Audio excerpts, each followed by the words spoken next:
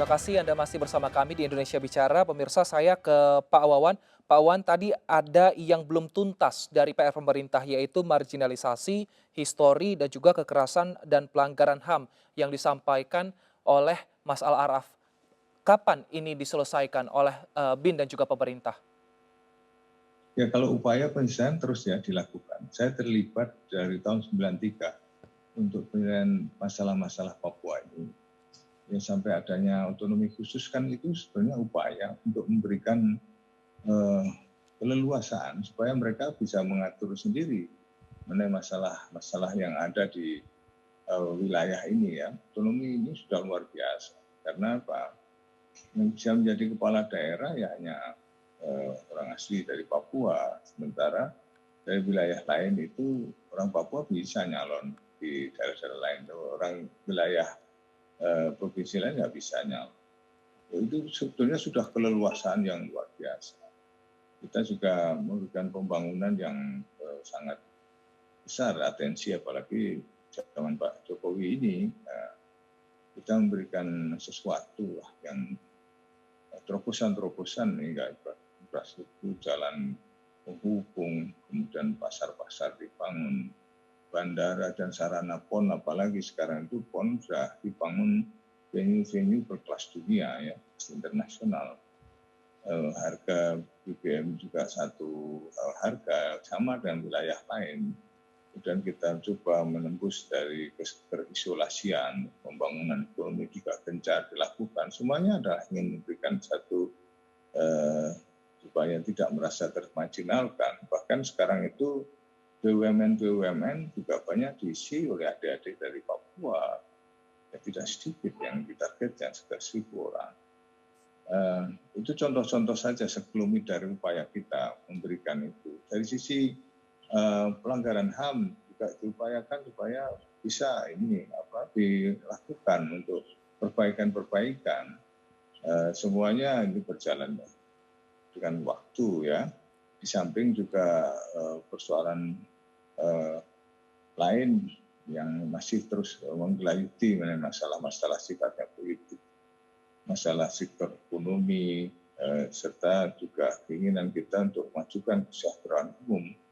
Kemudian dari sekolah-sekolah juga kita terus berikan kemudahan-kemudahan anak-anak atau adik-adik Papua ini sekolah, termasuk saya sebelumnya kan gubernur dari Sekolah Tinggi Intelijen Negara.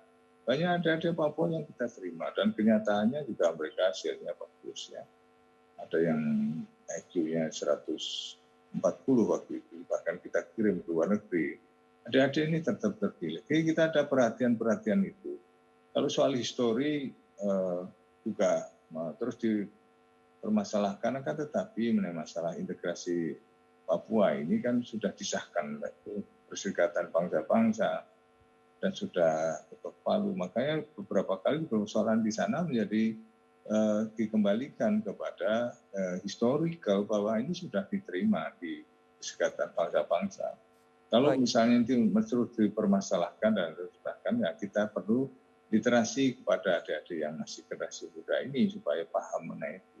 Ini persoalan pemahaman-pemahaman yang berbeda, karena memang histori ini kan perlu terus disampaikan supaya di generasi milenial ini juga paham mengenai perkembangan. Intinya kita berikan yang terbaik kepada Papua untuk tepat menjadi sejajar dengan provinsi lain atas kekurangan dan tidak ada istilahnya diskriminasi ya, karena sekarang itu kita juga membangun dari pinggiran bahkan ya, bukan hanya sentral Jakarta gitu. Jadi semuanya adalah demi untuk percepatan pembangunan dan mengurangi adanya ketimpangan. Demikian. Mas Al-Araf, tanggapan Anda terhadap Pak Wawan? Ya, begini, pemerintah harus melihat persoalan Papua itu jangan top down gitu ya. Jadi apa yang saya sampaikan terkait dengan 4 sebab konflik di Papua itu adalah sebuah masalah yang hadir dari satu buah penelitian dengan menilai pandangan masukan di lapangan secara langsung di masyarakat. Jadi ada penilaian seperti itu dan kemudian itu yang menimbulkan konflik dan gejolak di Papua. Nah, oleh karena itu harus dilihat dalam satu perspektif konflik bahwa ini ada rasa ketidakpuasan terhadap pemerintah karena hal-hal tadi gitu. Sehingga pemerintah itu harus membangun cara pandang yang tidak top down. Maksudnya adalah dari sebab-sebab itu maka penyelesaian konflik itu jangan hanya solusinya perspektifnya hanya dari pemerintah saja. Yang baik adalah begini, yang baik begitu, yang baik begini, nggak bisa. Karena konflik itu selalu melibatkan dua pihak. Ketika sudah terjadi, maka kedua belah pihak itu harus menyatukan persepsi bagaimana kemudian mencari jalan solusi penyelesaiannya. Nah, itulah yang kemudian membuat penyelesaian konflik Papua, walaupun sudah diberikan otonomi khusus, dibangun infrastruktur, pembangunan sumber daya manusia, pendekatan keamanan dilakukan, tetapi realitas gejolak dan konflik terus terjadi. Kenapa? Karena mereka menganggap bahwa solusi-solusi itu sifatnya top down, hanya dari atas, perspektifnya pemerintah. Itulah pentingnya untuk membuka meja bersama, mendengarkan bagaimana pandangan dan penyelesaian konflik Papua ini secara lebih baik. Jadi pemerintah dan masyarakat di Papua yang berkepentingan atas penyelesaian konflik untuk duduk bersama mencari jalan keluar dalam bingkai keindonesiaan. Kita pernah satu masa berhasil penyelesaian konflik di Aceh dengan jalan meja perundingan. Kita juga pernah penyelesaian konflik di Ambon dan Poso dengan melakukan jalan dialog. Maka sepantasnya kita juga bisa menyelesaikan konflik di Papua dengan cara yang lebih beradab, membangun dengan ruang-ruang dialog tadi gitu. Nah, ini yang dibutuhkan oleh pemerintah gitu. Kalau dari ruang dialog itulah nanti ketemu kesepakatan-kesepakatan sehingga kebijakan penyelesaian konflik Papua tidak top down, hanya berdasarkan dari atas dari pemerintah, tetapi berdasarkan hasil sebuah konsensus bersama, kesepakatan bersama untuk Baik, bagaimana menyelesaikan konflik di Papua. Nah, persoalan yang kedua yang paling penting adalah janji itu harus real, konkret. Misalkan misalnya kasus pelanggaran HAM. Presiden menyatakan pada periode yang lalu akan menyelesaikan kasus Wasior Wamena. Tapi sampai sekarang penyelesaian kasus pelanggaran HAM Wasior Wamena belum juga diselesaikan. Inilah yang kemudian menimbulkan circle impunity bahwa kemudian ini hanya sebatas janji, baik, pemerintah ingkar lagi dan tidak menyelesaikan hal tersebut. Apa yang terjadi Mas yang terakhir?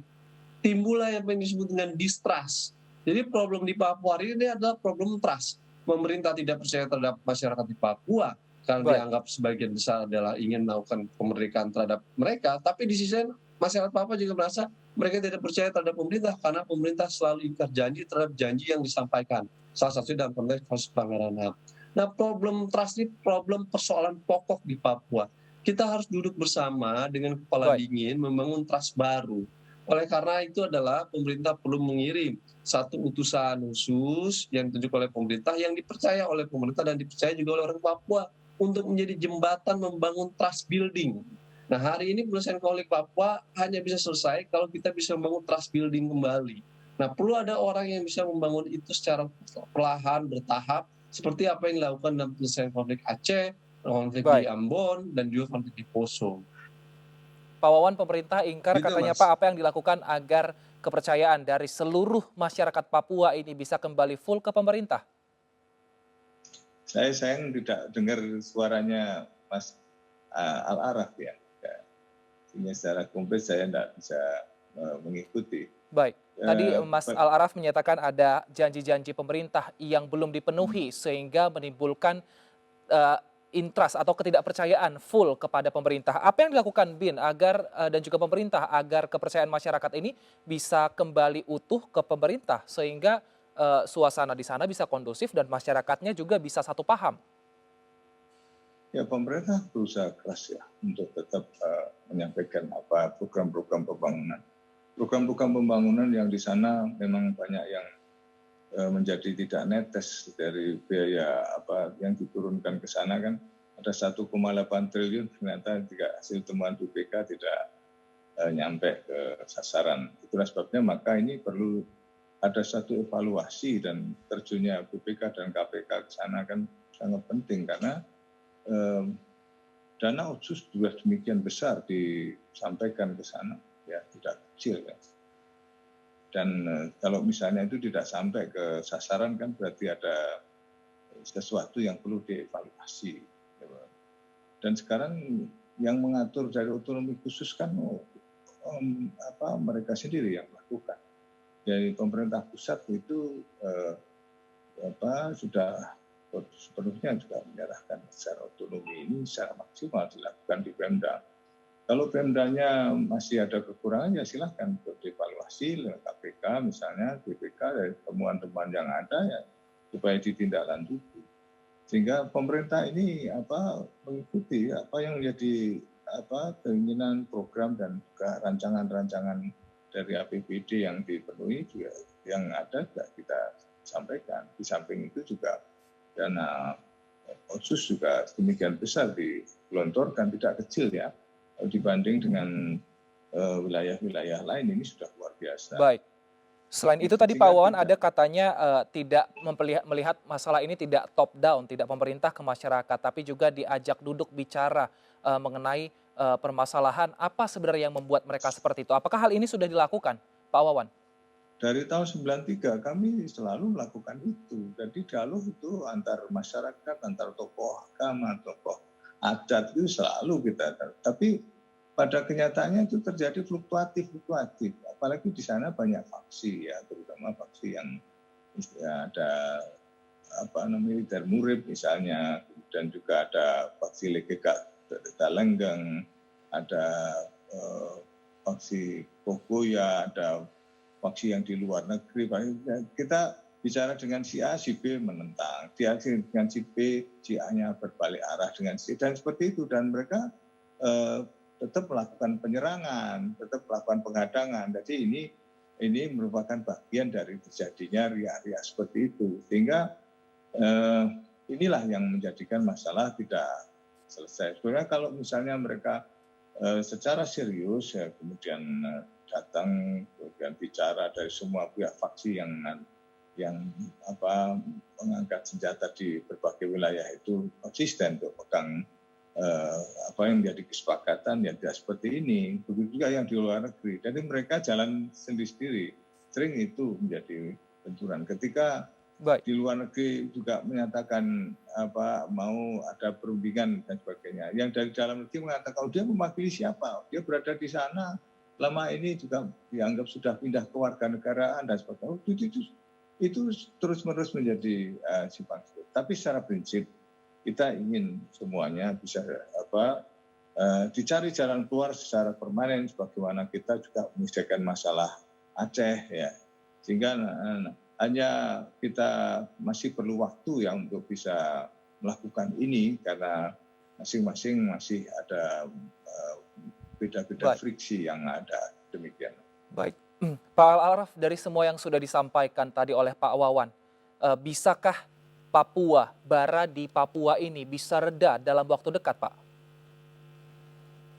Ya, sangat bisa.